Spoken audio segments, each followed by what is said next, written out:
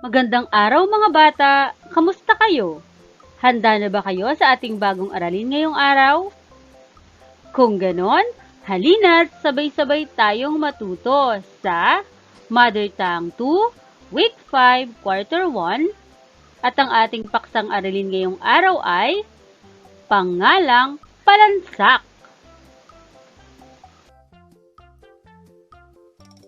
Layunin: pagkatapos ng araling ito, inaasahang matutukoy at makikilala mo ang kailanan at mga pangalang palansak sa pamamagitan ng mga gawaing inihanda para sa iyo.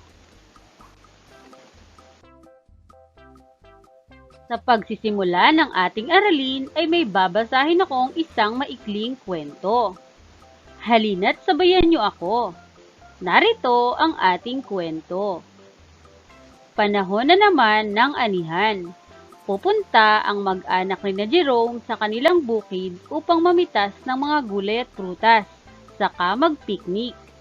Isinama ni Jerome ang kaniyang dalawang malapit na kaibigan, na sina Vincent at Mark, upang makasaya sa kanilang picnic.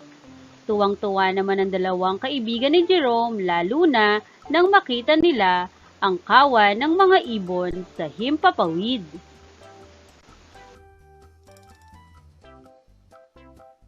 Tingnan ninyo ang kawan ng mga ibon.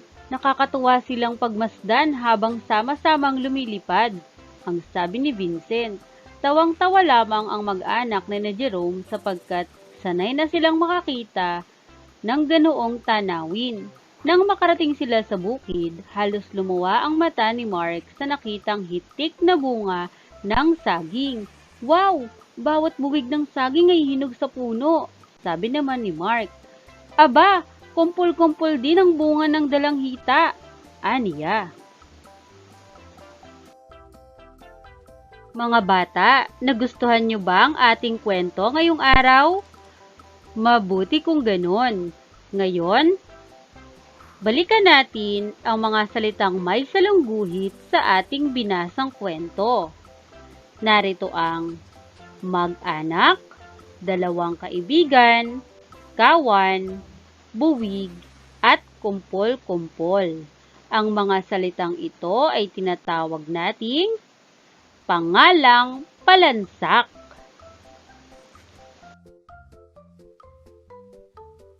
Ang pangalang palansak ay tumutukoy sa grupo ng tao, hayop, lugar, o bagay. Narito ang mga halimbawa, gaya ng grupo, komite, horado, orkestra, pangkat, umpukan, pamilya, kolonya, lipi, angkan, kumpanya, tropa, at kongresyon.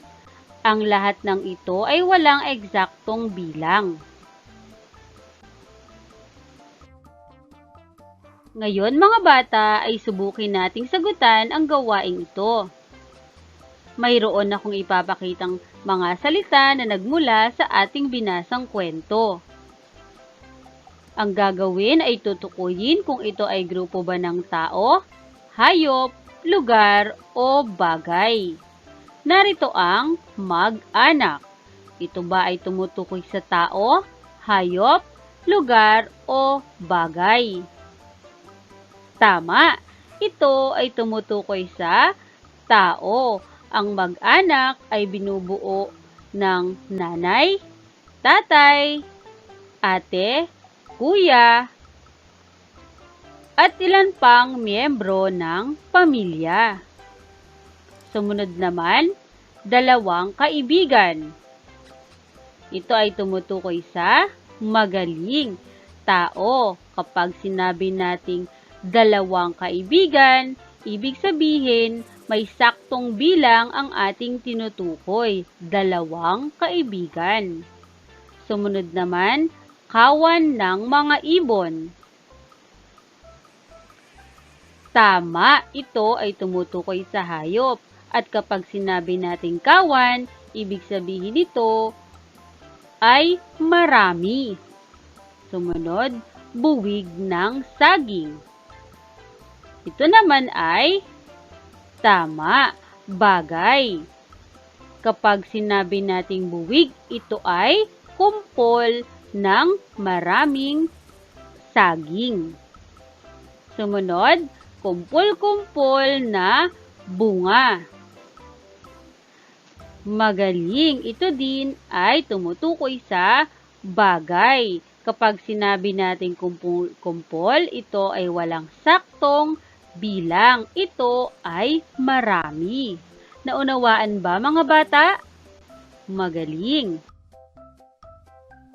Narito ang isa pang gawain.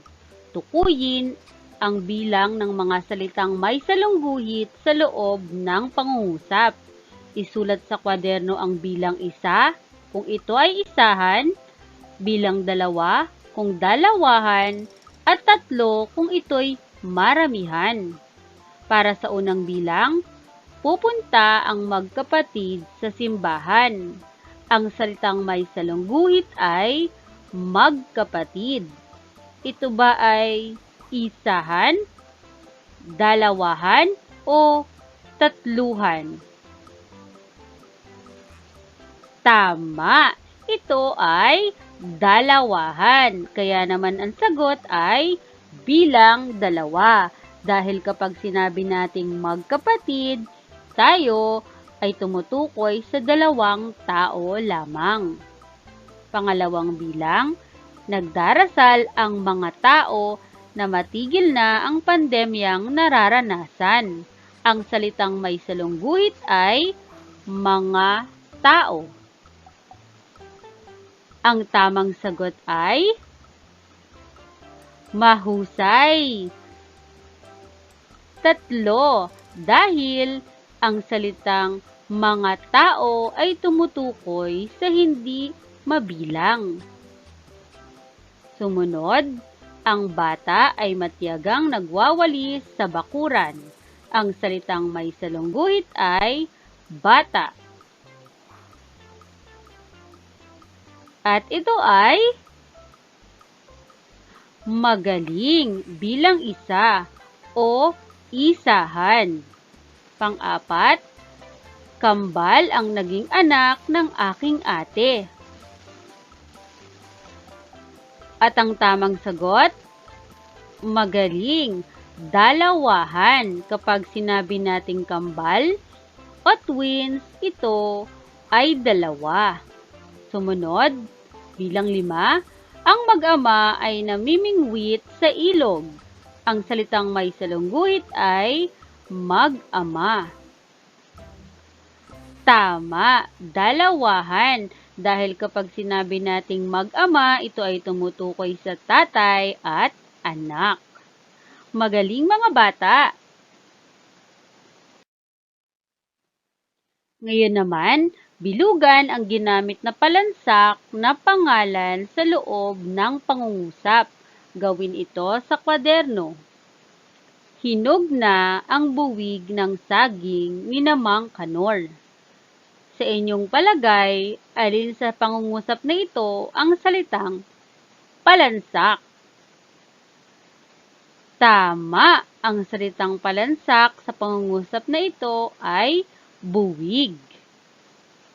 Pangalawa, nabulok na ang tumpok ng kamatis na tinda ni Aling Iska. Ang salitang palansak sa pangungusap na ito ay magaling, tumpok. Pangatlo, nakakahanga ang hukbo ng mga sundalong nagbabantay para sa ating kaligtasan. Ang salitang palansak sa pangungusap na ito ay mahusay, hukbo. Pang-4, kayumanggi ang kulay ng lahi ng mga Pilipino. Ang salitang palansak sa pangungusap na ito ay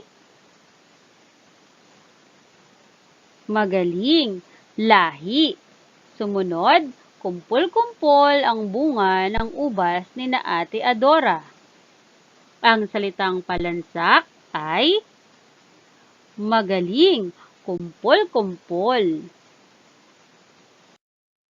Ngayon, Para sa sumunod na gawain, magtanong sa nakatatandang miyembro ng pamilya tungkol sa kailanan ng pangalan at gawan ito ng chart.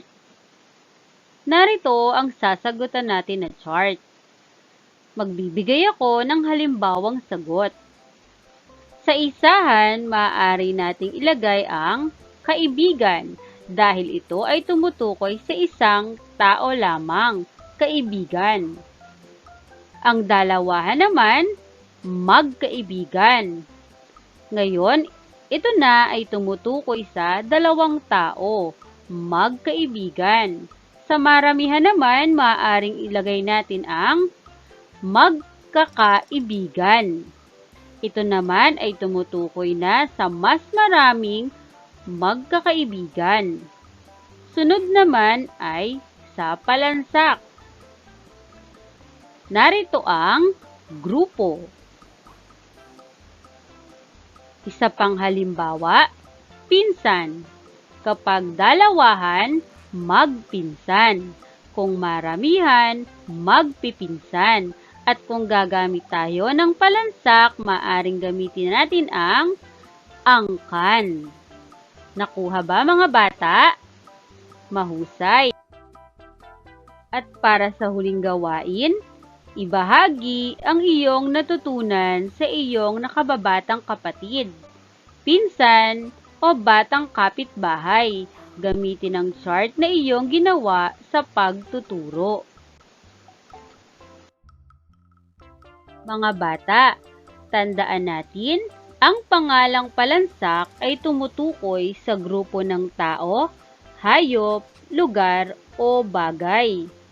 Ang mga halimbawa nito ay maaaring grupo, komite, hurado, orkestra, pangkat, umpukan, pamilya, kolonya, lipi, angkan, kumpanya, tropa at kongregasyon.